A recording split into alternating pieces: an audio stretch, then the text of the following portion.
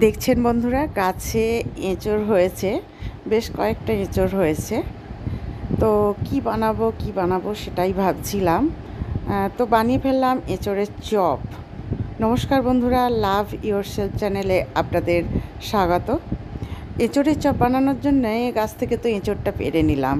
এবার অত বড় এঁচড় তো আর চপ করা যায় না, তাই কিছুটা কেটে নিয়ে একটু প্রেসারে নুন আর হলুদ দিয়ে সিদ্ধ করে নিয়েছি।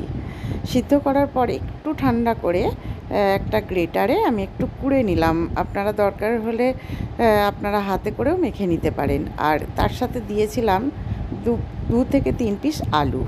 আলুটা একটুখানি মাখার জন্যে সিদ্ধ করে নিয়েছি। তো যাই হোক, গ্রেটারে কুড়ে নেবার পর এটা দেখছেন কেমন ঝুরঝুরে সুন্দর মতো হয়েছে। তো এতে আলুটা একটু ছাড়িয়ে দিয়ে দিলাম, তারপর একটু নুন আর একটু ধনে গুঁড়ো দিয়ে দিয়েছিলাম। তারপর এক কড়াতে একটু জিরে আর শুকনো লঙ্কাকে শুকনো খোলায় ভেজে নিয়েছি।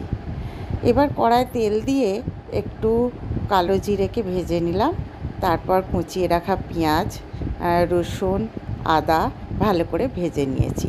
আপনারা যদি নিরামিষ চপ করতে চান তবে এতে একটু হিং দেবেন, পেঁয়াজ রসুন দেবার দরকার নেই।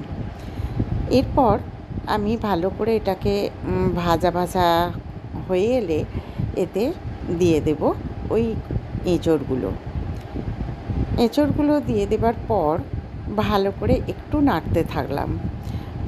নাড়তে নাড়তে তারপরে এতে দিয়ে দিলাম একটুখানি বেসন আর একটুখানি অ্যারারুট।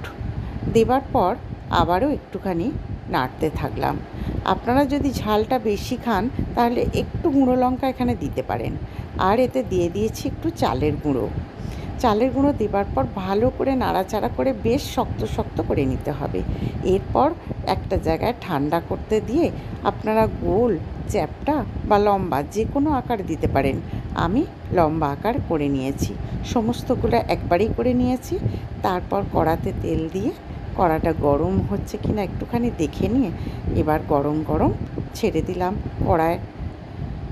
তো লাল লাল করে এগুলোকে ভাজতে হবে, লাল লাল করে ভেজেও নিয়েছি। এরপর আপনারা কী করবেন, একটুখানি লাল লাল করে ভেজে তুলে নিয়ে আর হয় মুড়ি দিয়ে আর না হলে শুধু মুখে আমার মতন এই রকম সস দিয়ে গরম গরম দারুণ খেতে লাগে। কেমন হয়েছে বন্ধুরা, আপনারা অবশ্যই করবেন এবং খেয়ে বলবেন কেমন হয়েছে। তো আজকের মতন গুড নাইট, সবাই ভালো থাকবেন আর অবশ্যই অবশ্যই আমার চ্যানেলটা সাবস্ক্রাইব করবেন।